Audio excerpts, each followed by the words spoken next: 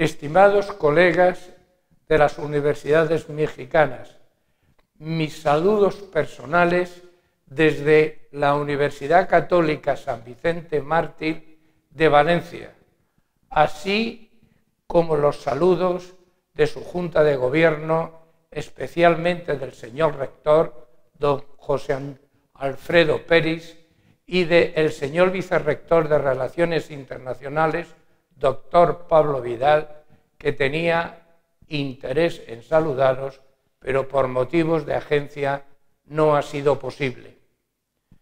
Quiero agradecer la invitación de la doctora Armandina Serna, coordinadora del evento, y también quiero tener unos saludos especiales para mis entrañables compañeras de ilusiones e investigaciones, las doctoras Ana Gils y Teresa Llurén. En segundo lugar, os deseo un feliz éxito en los trabajos que os reunirán a mediados del mes de febrero, de marzo. En tercer lugar, quiero hacer una presentación de un tema que tenéis en la pantalla, una visión ética de los inicios del siglo XXI. Es un tema controvertido, polémico, que espero que genere vuestras inquietudes, vuestras preguntas, vuestras valoraciones y probablemente vuestras críticas. Y en tercer lugar, quiero plantearos que ante la pregunta de la doctora Armandina Serna, si podía atenderos por mail durante el evento sobre la conferencia que estoy pronunciando, le dije que en esos días tenemos las fallas de Valencia y que mi mujer y yo acostumbramos a marcharnos para huir un poco del ruido, fuegos artificiales y demás sucesos. Empiezo con una pregunta que me parece enormemente importante. ¿Estamos ante un cambio de época, puesto que decimos que hay un cambio en la familia, divorcios, familias monoparentales, separaciones, conflictos? También decimos que estamos en una sociedad del conocimiento frente a una sociedad industrial y hay una auténtica revolución en lo que podemos llamar los medios de comunicación social. El que estoy usando es un buen ejemplo de ello. ¿Estamos ante un cambio de época? Desde un punto de vista ético, ¿realmente es así?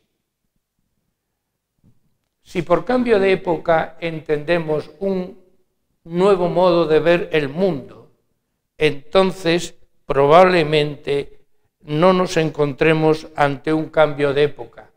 Ante esa pregunta o cuestión tenemos dos interpretaciones posibles.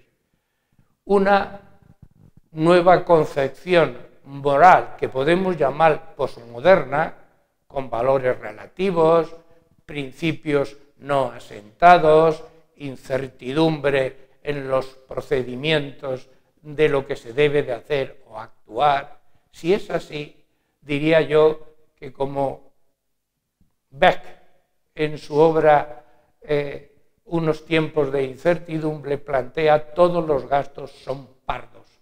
Es decir, la concepción posmoderna probablemente es muy rica en palabras, pero muy pobre en conceptos. Otra interpretación posible es que nos encontramos en una eclosión o desarrollo de los ejes que vertebran el orden moral de la Ilustración. Es decir, lo que ahora estamos recibiendo es la manifestación de aquello que se inició en torno a los siglos XVII y XVIII y que ha ido evolucionando, porque como decía un viejo profesor mío, no nos acostamos medievales y nos levantamos renacentistas, sino que tanto un orden viejo como un orden nuevo, nacido en la modernidad, han convivido y a veces han tenido enormes conflictos. Había un orden moral antiguo en donde la cuestión que se planteaban era ¿qué es la justicia? Y así surgía en el mundo griego con la Ilíada y la Odisea. La respuesta que se planteaba es que tanto el universo, la naturaleza y la sociedad estaban regidos por leyes establecidas por el logos o razón. Lo que hacía la naturaleza era acomodarse a las leyes armónicas que regían el universo. Y asimismo, la sociedad tenía que ser un reflejo del orden o armonía establecido por la naturaleza.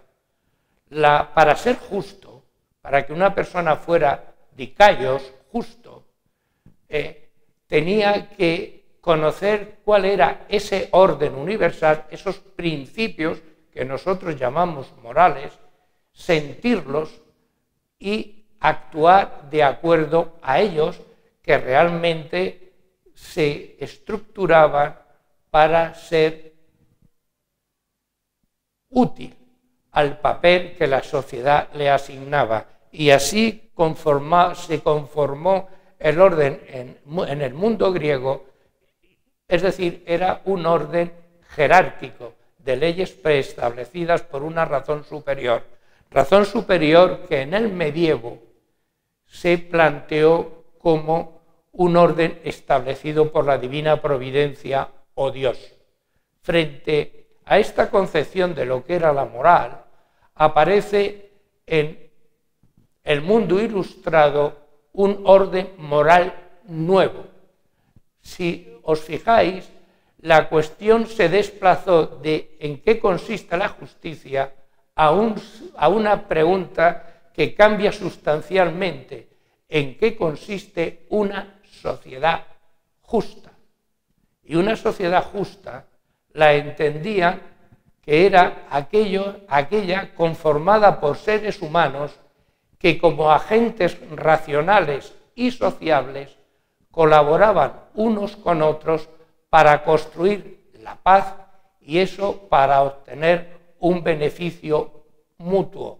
Es decir, frente a un orden jerárquico estructurado desde arriba, aparece un orden moral horizontal en donde está estructurado por iguales y en un mismo plano. ¿Y quién es justo a nivel personal? Justo a nivel personal es aquel que actúa en beneficio del bien común a la misma vez que en beneficio propio. Por lo tanto, podemos llamar que el orden moral del mundo ilustrado se puede perfectamente denominar como el orden del beneficio mutuo, que está caracterizado porque se establece desde las relaciones individuales, independiente de cualquier orden jerárquico. Lo que se busca es el beneficio, pero un beneficio no en la otra vida, no para la eternidad, sino beneficios que se refieren a la vida ordinaria de las personas y que se consiguen satisfaciendo esa vida ordinaria o esas necesidades ordinarias de las personas a través de unos medios que le permitan cumplir con todas las finalidades que ellos consideran dignas de alcanzar. Y esos beneficios mutuos se van traduciendo en lo que hemos llamado derechos para todos, es decir, aparece por primera vez la igualdad de todos los individuos en la consecución de unos beneficios que tienen que satisfacer la vida de ellos. El nuevo orden moral ha ido constituyendo el imaginario social desde la modernidad. Me gustaría que os fijarais en una palabra o en un término que he puesto intencionadamente, que es desde. ¿Qué quiere esto decir? Quiere decir una cosa muy simple. Si yo entiendo por imaginario social lo que entendía Ortega y Gasset en su obra Creencias e Ideas, o Ideas y Creencias, no quiero decir otra cosa por imaginario social que el conjunto de convicciones en las cuales estamos asentados, que vivimos con la naturalidad con que en Valencia estoy viviendo el hermoso cielo azul que nos preside o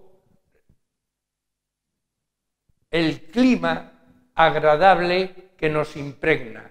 Imaginario social no es otra cosa que qué espero yo de los demás, cómo los veo, qué expectativas tengo en las relaciones con ellos, qué derechos y deberes tengo respecto a los demás. Es decir, el nuevo orden de la modernidad ha ido progresivamente construyendo un conjunto de convicciones desde las cuales nos hemos ido asentando, como dije anteriormente, desde el siglo XVIII hasta nuestros días. Ese imaginario social se constituye desde 4 ejes. En primer lugar, desde el eje de la economía. En segundo lugar, desde el eje de la esfera pública. En tercer lugar, desde el eje de la autonomía democrática o Estado soberano. Y en cuarto lugar, desde el eje del acceso directo. Por ejes entiendo como las vigas maestras que mantienen un edificio y sin las cuales no es posible que ese edificio se mantenga y perdure en el tiempo. Igualmente, nuestro imaginario social actual no lo podemos entender sino mantenido desde esos 4 ejes que tienen, como vengo diciendo, su origen en finales del siglo XVII y principios del siglo XVIII, desde el pensamiento de Grocio, Locke, que encontrará su máxima expresión en Hume y su posterior madurez plena en la obra de la crítica de la razón pura de Kant. ¿Qué quiere decir el eje de la economía? El beneficio mutuo se entiende por los intercambios de servicios que nos hacemos unos ciudadanos a otros para satisfacer las mutuas necesidades. Eso, en un lenguaje moderno, no se llama otra cosa que economía. Sobre este tema, Habermas tiene un estudio precioso sobre lo que fue el surgimiento de la economía del siglo XVIII y hasta sus expresiones actuales.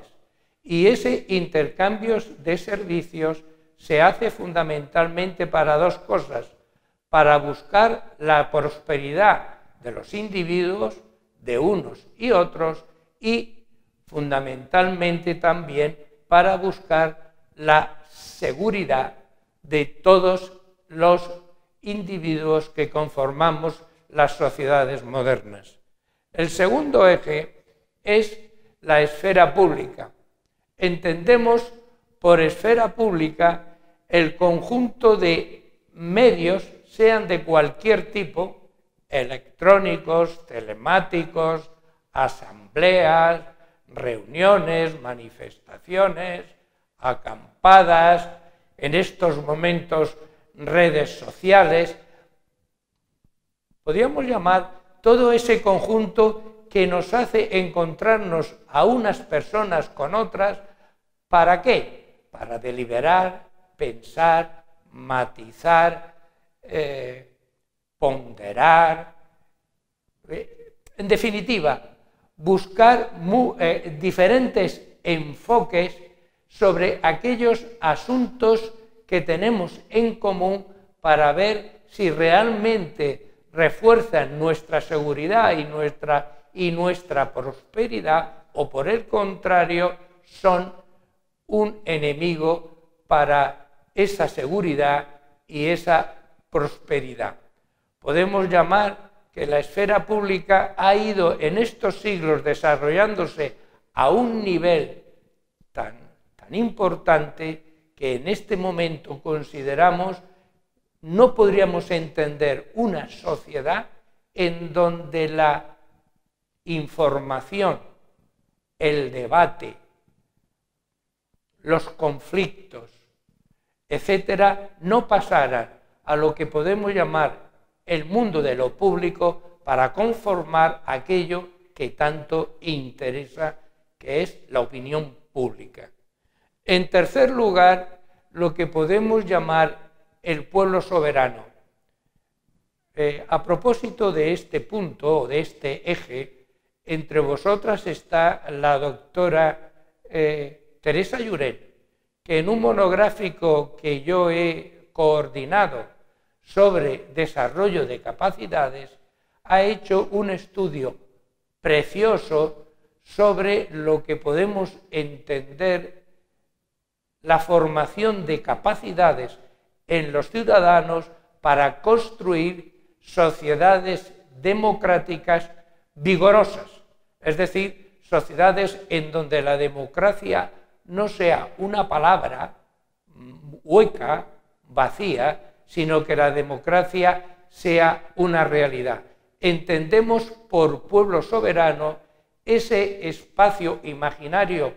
Hay una palabra que técnicamente lo describe, un espacio metatópico, es decir, que está más allá de un lugar concreto en el cual podemos debatir críticamente aquellos asuntos que nos interesan, es decir, exponer nuestros argumentos, oír los contraargumentos de las opiniones que no comparten aquello que nosotros decimos, someter todo ello a la opinión pública y con ese debate profundo buscar y legitimar lo que entendemos el poder político, en lo que se hace con las elecciones, en lo que se hace en la teoría republicana con lo que podemos llamar la legitimación de las leyes, etc. A mí me interesa muchísimo este aspecto porque es fundamental para justificar lo que es la participación de los ciudadanos en los asuntos que le importan. Hoy no podríamos entender un poder absolutista que se hacía o en nombre de una razón última, como en los griegos, o el poder que se ejercía en la Edad Media en el nombre de Dios. Si recordáis cuando se decía que el poder del rey era el que representaba el poder de Dios, y frente a eso en la modernidad solamente se legitima el poder político porque el pueblo soberano ha establecido esa legitimidad.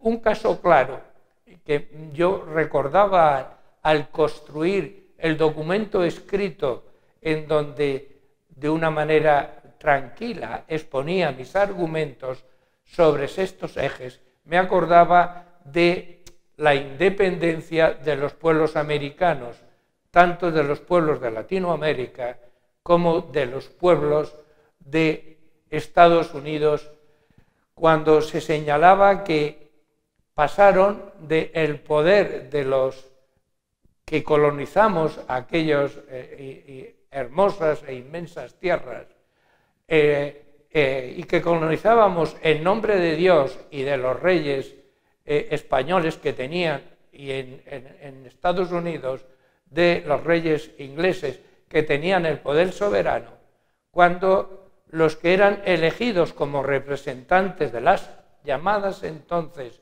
colonias pidieron tener, en concreto en el mundo de Estados Unidos, pidieron tener los mismos derechos que tenían los ingleses frente a las arbitrariedades que tenía el poder monárquico de los reyes europeos. Y pensaron que para tener y satisfacer sus necesidades tenían que liberarse de ese poder que podemos llamar representante jerárquico, de una jerarquía superior, y no necesitaron otra cosa de sentirse como poseedores de la representación popular y establecer unas repúblicas cuya legitimidad, tanto del poder político como de las leyes de esas repúblicas, fueran simplemente por el poder que la elección de ellos como representantes del pueblo podían conceder a los nuevos gobiernos. Así podemos decir que tenemos lo que hemos llamado tres grandes ejes. El cuarto eje que yo quisiera señalar es el que hemos entendido como de acceso directo. ¿Esto qué quiere decir? Que los individuos, las organizaciones cívicas y los estados tenemos acceso al todo social. ¿Qué quiere decir eso, al todo social? El que yo como individuo no solamente puedo ponerme sin mediación de ningún tipo de jerarquía en relación con los demás individuos de mi país, sino también con los individuos de Europa, con los ciudadanos, con cualquier ciudadano del mundo, y asimismo las organizaciones cívicas no políticas y los estados. Los estados hoy están construyendo lo que podemos llamar regiones, así por ejemplo la Unión Europea, las regiones que se están intentando establecer en los países latinoamericanos o en las regiones que también se están intentando establecer en los estados del norte de América, y así hemos ido estableciendo redes internacionales tanto en la investigación como en las universidades, como en lo que podemos llamar el mundo de las comunicaciones, una economía de mercado en donde nos relacionamos como iguales unos con otros, y en el fondo lo que estamos haciendo son estructuras cosmopolitas. Nos sentimos ciudadanos del mundo y así tenemos la sociedad de naciones, buscamos legitimar nuestros actos, tanto los estados como las grandes organizaciones, pero sobre todo los estados, a través de la aprobación por el Consejo de Seguridad de las Naciones Unidas. Buscamos los tribunales penales internacionales ante los cuales responder por la violación de los derechos humanos, etc. Yo creo que hoy, sin estos cuatro ejes, no podríamos entender en absoluto la sociedad en la cual estamos viviendo. Como el evento para el cual están ustedes reunidos trata fundamentalmente sobre la ética profesional, lo que yo he querido señalar hasta ahora es el imaginario social que ha ido construyéndose desde el siglo XVIII, aunque reconozco que ha ido perviviendo junto ese imaginario social producto del orden moral de la modernidad, ha ido perviviendo en paralelo y a veces con una situación conflictiva con el orden moral antiguo. La tesis fundamental que defiendo en esta conferencia es que aquellos líderes políticos, sociales, sindicales o aquellos profesionales que quieran contactar con lo que podemos llamar los ciudadanos de hoy, tienen que tener presente que esos ciudadanos están situados en un clima de convicciones sustentados por los 4 ejes que hemos señalado y que vuelvo a repetir. El eje económico, el eje de la esfera pública que conforma la opinión pública, el eje de la soberanía popular y el eje de lo que hemos llamado acceso directo. Pues bien,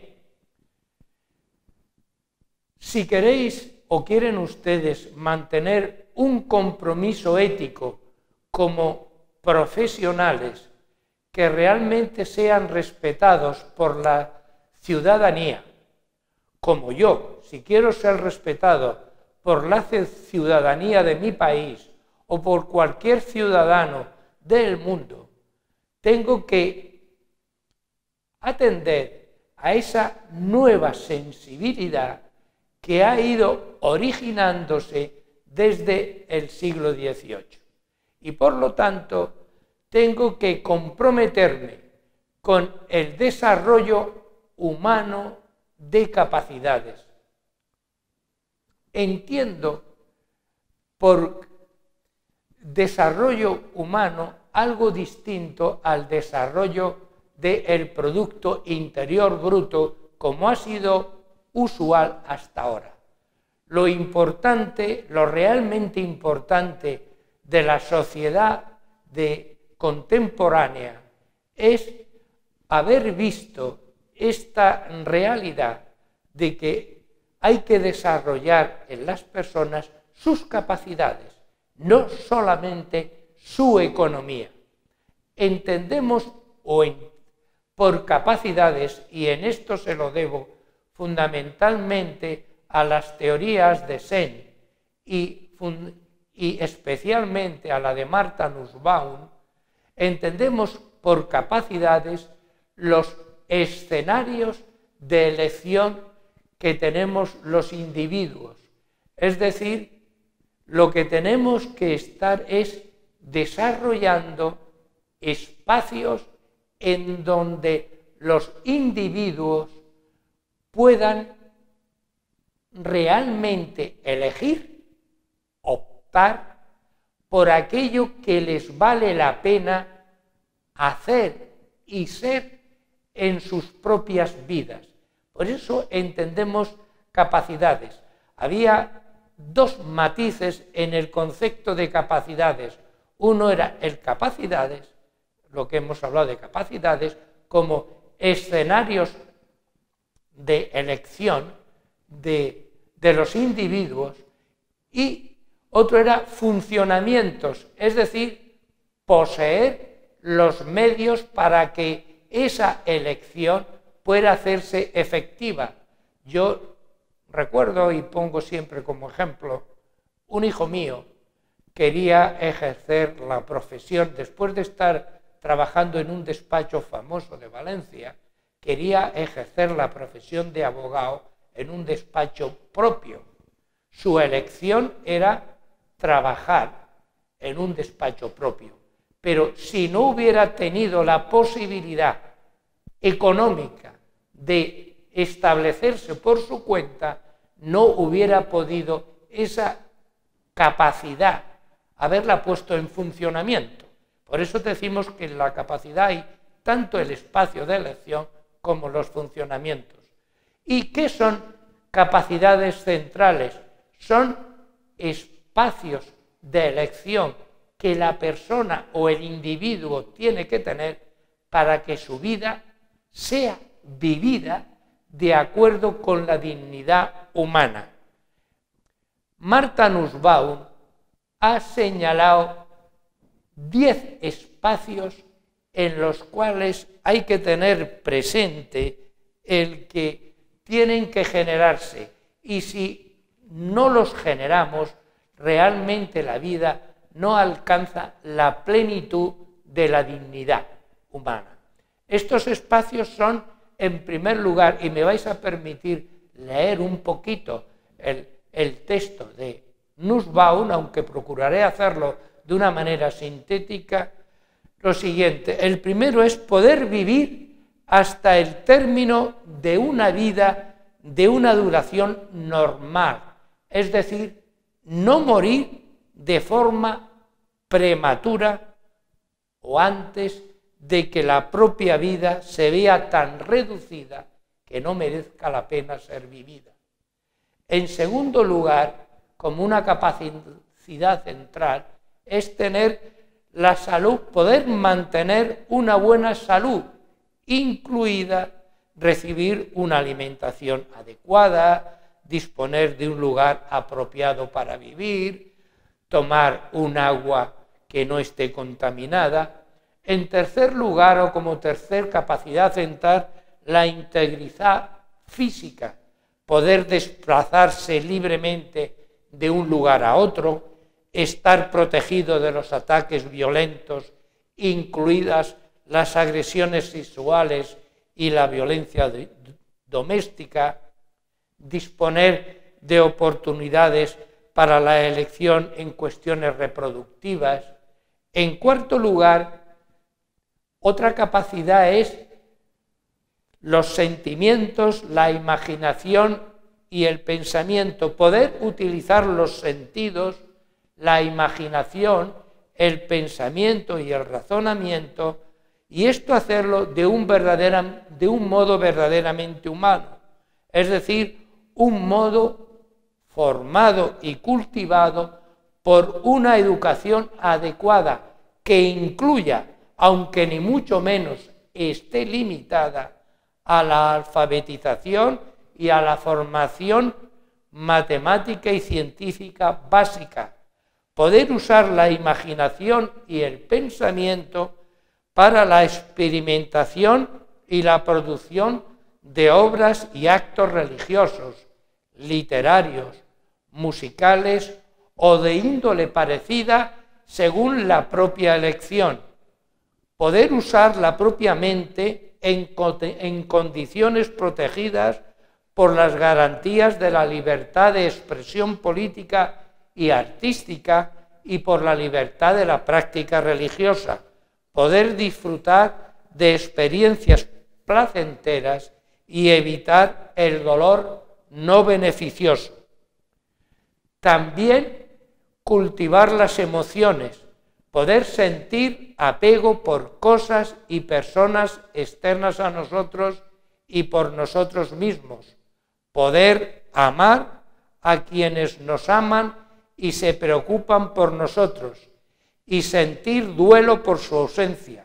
En general, poder amar, apenarse, sentir añoranza, gratitud e indignación justificada, que no se malogre el desarrollo emocional por culpa del miedo y la ansiedad.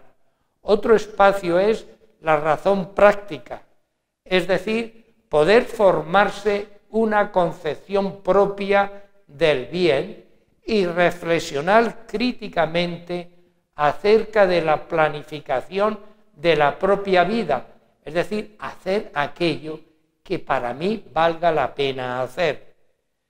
La afiliación es poder vivir con y para los demás, reconocer y mostrar interés por otros seres humanos, participar en formas diversas de interacción social, ser capaces de imaginar y ponerse en el lugar del otro, disponer de las bases sociales necesarias para evitar la humillación y aumentar el respeto por nosotros mismos, que se nos trate como seres dignos de igual valía que los demás. Esto supone introducir disposiciones que combatan todo tipo de discriminación por razón de raza, sexo, orientación sexual, etnia, casta, etc. Otra capacidad central es las otras especies, es decir, poder vivir en relación próxima y respetuosa con los animales, las plantas y el mundo natural. Otra capacidad central que señala Martha Nussbaum y que no tenemos presente es el juego, poder reír, jugar y disfrutar de actividades recreativas. Y como décima, el control del entorno, ya sea político, poder participar de forma efectiva en las decisiones políticas que me afectan, tener derecho a la participación política y a la protección de la libertad de expresión y de asociación, estar protegidos legalmente frente a registros y detenciones que no cuenten con la debida autorización judicial. También control sobre el entorno material, poder poseer propiedades y ostentar derechos de propiedad en igualdad con los demás conciudadanos, y control laboral, tener derecho a buscar trabajo en un plano de igualdad con los demás conciudadanos y ser capaces de trabajar como seres humanos, ejerciendo la razón práctica y manteniendo relaciones sociales valiosas y positivas de reconocimiento con los demás trabajadores.